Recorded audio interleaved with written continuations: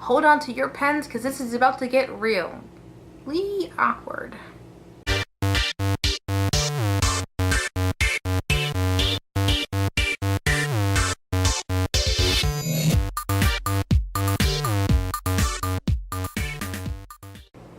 Hey War Nerds, it's Circulation Desk Thursday, and out of all of our topics, I think this is the one that I have the least amount of experience with. I don't have any publishing experience hands-on after the whole writing process. I haven't gotten to the querying part of my journey yet, so I'm going to talk to you about something that I do know and something that I'm learning a lot about now, and that's beta reading. Before your manuscript sees the light of an agent's eye, you want to beta read it, you want to critique it, you want to have it as polished as possible. Make it your absolute best work. While I'm not necessarily new to writing, the whole world of sharing your work and getting feedback is still fairly new to me. And I want to share with you my recent beta experiences so that you don't make the same mistakes that I did or am making, present tense. Wanting to make some writing friends, I think it was back in October, I reached out to several blogs and websites that were basically critique partner matching services. Through several blogs, I found two lovely ladies that I connected with on a personal level who just so happened to be great writers. I had previously promised one of my Gishwas buddies that I would look over their manuscript when my two new critique partners asked me if I would look over their entire manuscript. And very cheerily and ignorantly and unknowingly, I said yes!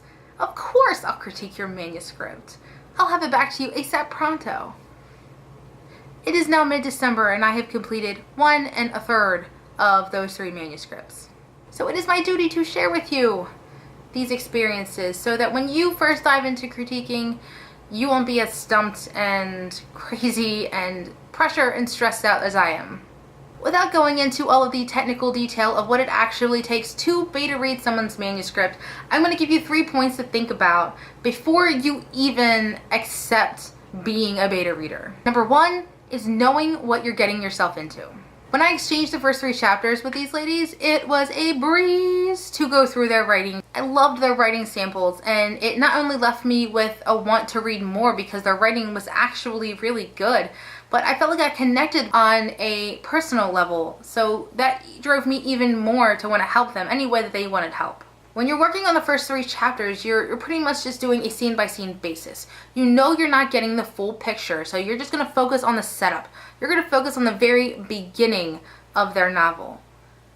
That's a very different mindset that you have to be when you're critiquing an entire manuscript. You have to have a more critical eye for the story as a whole because now you have a beginning, a middle, and an end. I now know that it takes me so much longer to critique a full manuscript than it does those first initial chapters. And I know what you're thinking, yeah, it's because it's more words. Yeah, I know that. But it's taking me an obscene amount of time.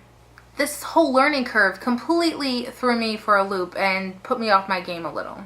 Which brings me to number 2, keep in constant contact with the people who have trusted you with their precious, precious baby manuscripts.